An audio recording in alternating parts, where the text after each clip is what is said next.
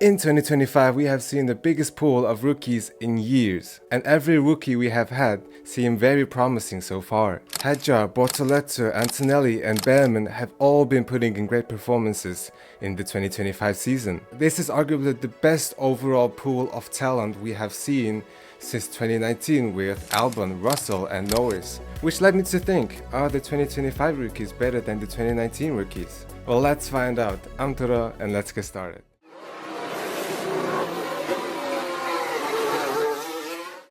So first of all, to clear things up, my rule is that to be considered a rookie, you have to have done less than 5 races in an official season. That means Colapinto and Lawson are not going to be included. And yes, Alonso just misses out by only 411 races. There's also Jack Dune, but we won't be including him because he has just too little of a data to work off. And also before we start, I also gotta say that this is just for fun. To have a fair, direct comparison between these drivers is pretty much impossible. With the different era of cars and different teams, and some drivers even directly going to a high-end team, and also the difference in their teammate makes it pretty difficult to compare. But still, to make it as accurate as possible, we are gonna be working off these data from their rookie seasons. We have the qualifying head-to-head with average gaps, so how many times they've outqualified or have been outqualified by their teammates, and how big is the time gap between these two drivers. Also, we have the race head-to-heads, pretty much the same thing, but just how many times they have outraced or have been outraced by their teammate. We also have incidents, crashes, and DNFs all together in one. Then we have the adaptability of said rookie. Then last but not least, we have overall pace and talent. So hopefully at the end with these data, we're gonna be able to determine which year had the better rookies. So the 2019 rookies, they all came from the F2 season, from the same season, with the 2018 Formula 2 season having Albon in P3, Norris in P2, and the champion being George Russell. And on their entry to Formula 1 in 2019, Lando Norris was able to sign with McLaren, who were basically the bang-on average midfield team in Formula 1 at that time. Alex Albon went to Toro Rosso, which is the Racing Bulls today, which was a mid to a low field team at that time. But later on in the season, he moved to Red Bull, who were obviously a top 3 team. George Russell would then move to Williams for the 2019 season, who were the absolute bottom team at that time. Now with the 2025 rookies, I'm not gonna go over them. At this point, we pretty much know everything about them. So the comparison, first of all, the qualifying head-to-head. I am gonna be working off data from the first 12 races only, because that is the amount of races our 2025 rookies have done, just to make it a bit fair. And we start off with George Russell, who had Robert Kubica as his teammate in 2019. And surprisingly, in the first 12 races, Russell beat his teammate Kubica in every single race.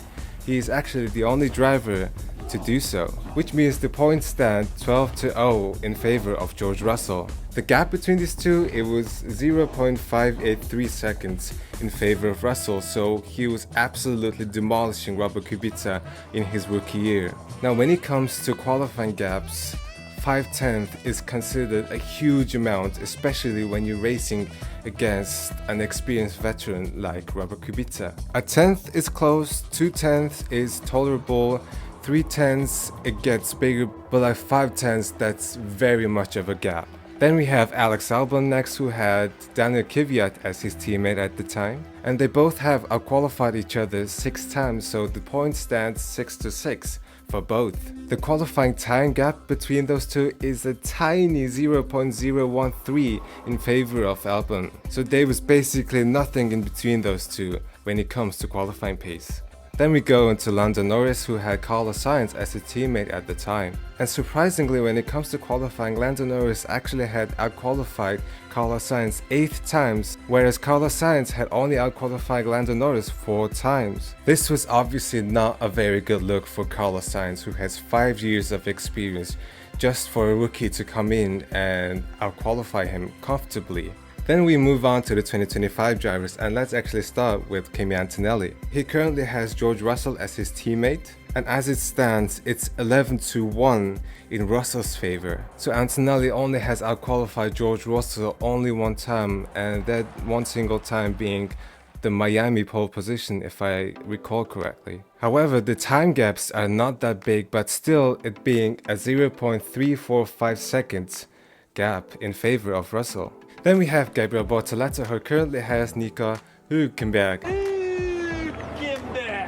as his teammate. And also surprisingly, it stands as 6-6 for these two. These two are actually so close together when it comes to qualifying that Bortoleto is actually slower by just 0.003 of a second. At the end of the season, I could see these scores going either way. Then we come into Isaac Hadjar, who has had Yuki Tsunoda as his teammate for the first two races, who has been later replaced by Liam Lawson. And even with the scores combined, it stands at a 9-3 in Hadjar's favor, with Hadjar beating their teammate by an average 0.189 seconds. Then we come into Oliver Bearman, who has Esteban Ocon as his teammate. And as it stands, it's 7-5 in Esteban's favor. And so far, Bearman is just 0.06 of a second slower than Esteban, and I could see Bearman actually pulling his performance up and actually turning things around and being the better qualifier at the end of the season. And now when you look at all of these qualifying data from the rookies,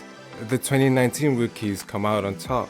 None of the 2019 rookies has actually lost to their teammate in qualifying, with the average qualifying gap also being bigger in their favor. So the better qualifier points goes to the 2019 rookies. Then we have the race head-to-head. Again, for the 2019 rookies, only the first 12 races to get into data. And in his first 12 races in Formula 1, Russell has beat his teammate Kubica 10 times. The results are still very one-sided towards Russell, but when it comes to total points scored in 2019, Kubica actually outscored Russell by 1 point, and that only 1 point was scored in Monza if I recall correctly. Then we have Alex Albon against Daniel Kvyat, and as close as it was in qualifying, when it comes to race, Kvyat comfortably beats Albon by 4-8. Daniel Kvyat clearly had a stronger racecraft compared to Alex. Then we go into Lando Norris, and again he was comfortably ahead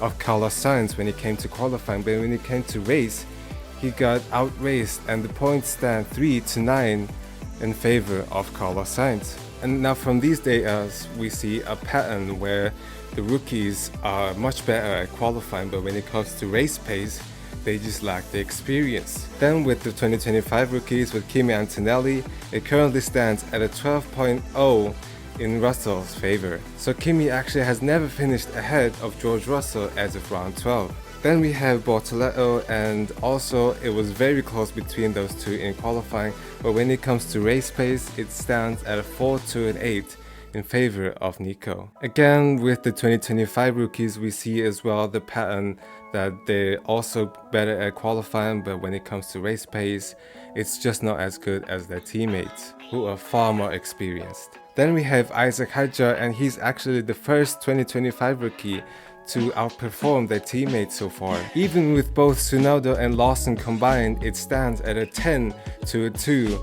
in favor of Isaac Hadjar. This is so far the biggest gap for the 2025 rookies. For Bearman, it stands an 8-4 in favor of Ocon, which is not the biggest change from how the qualifying results looked. Now, after having looked at these data from both seasons, I gotta give it to the 2019 rookies again. It's a lot closer with the race results than it was with the qualifying results, with Russell and Hadjar being clear outliers. For the next set of data, we're gonna take a look at the crashes and DNFs. Now, DNFs are actually a very important topic when it comes to rookies, because rookies in every sport, especially in Formula 1, are very prone to mistakes and crashes. The tradition in Formula 1 is that we are more forgiving towards them, just to let them find their feet and adapt into Formula 1. With that being said, let's start with the 2025 drivers. And with Kimi Antonelli, he so far has 4 DNFs, which is most of any driver actually on the 2025 grid, only shared with Liam Lawson at the moment. Now, mathematically thinking, 4 DNFs in 12 races means 1 in every 3 races is a DNF, which is a lot, but Kimi's performances just makes up for it. Then next we have Gabriel Bortoleto, who has had 3 DNFs so far this season. And again, that means 1 in every 4 races is a DNF for him. It could be less, but it's not bad at all for Bortoleto. Then next we have Isaac Hadjar, who has had 2 DNFs so far this season. And 1 DNF in every 6 races statistically is very much okay for a rookie. I mean, in a perfect world you would want no DNFs at all, but it's just bound to happen for rookies. And especially with the pace he brings in, it's a very high risk, high reward kind of style of driving. And so far we haven't seen that much of mistakes by Hadjar. Then we have Oliver Bearman, who has only had 1 DNF this season, which is the least amount of DNFs among the 2025 rookies. Now I believe 1 DNF in 12 races is very much admirable, especially with the 1 race, season opener in Australia being a mediocre condition race. That's pretty much respectable.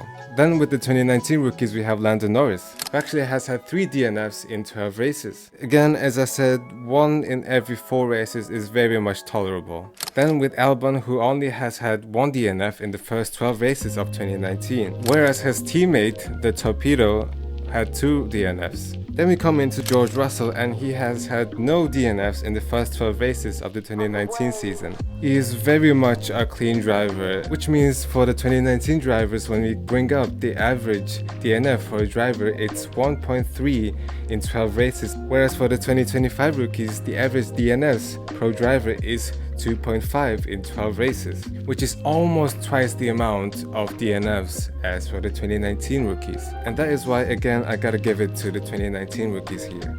Next up, we have adaptability. Now, when drivers first come into Formula 1, whether that be rookies or just other drivers coming in from IndyCar or Formula E, for example, they sometimes struggle to find their feet and adapt to a new machinery. So how did our rookies do in that regard? Well, we can't accurately measure this with data, so this one is going to be pure opinionated. Bearman and Antonelli have both driven F1 cars before their debut, with Bearman actually doing 4 races, if I'm correct, in 2024, and Antonelli famously having that free practice session in Monza. Obviously, Russell had some tests with the 2017 Mercedes car before he got into Formula 1. But with that being said, I would still give it to the 2025 drivers here. For me, they all jumped in and just immediately pulled out some great performances, especially with the first race being a very difficult race for them. For the 2019 rookies, yes, they were great, but it took the first race in Bahrain to really find their feet, to kind of really reach their ceilings. But from that point on, they were very much on it. And last but not least, we have pure pace / talent. And at the end of the day, I think this is just the most important comparison here. And just like adaptability, this category is quite difficult to measure with data and stats, because they just never can't show the whole picture. So it's also gonna be pure vibes this time around. Now, admittedly, when the 2019 rookies first debuted, I was not watching Formula 1. I have only been watching Formula 1 since 2020. But from the bunch of resources I have done, the opinions I've read, and also the performances I've seen online, 2019 had the better rookies. Now hold your horses. I do think it's extremely close between these 2 sets of rookies. And also the 2025 rookies have a whole half a season left to go. Anything can happen in that time. Many drivers fall and also rise in the second half of the season. Now obviously this year's rookies have nothing against the current day Russell, Norris and Albon, but give them another 6 years just like the 2019 rookies, and I think we could be looking at something very much interesting. But at the end, only time will tell, and until then we'll just have to wait and see. That's been everything I had to say. What do you think? Which year do you think had the better rookies? Let me know down in the comments. I've been Turo, and thanks for watching.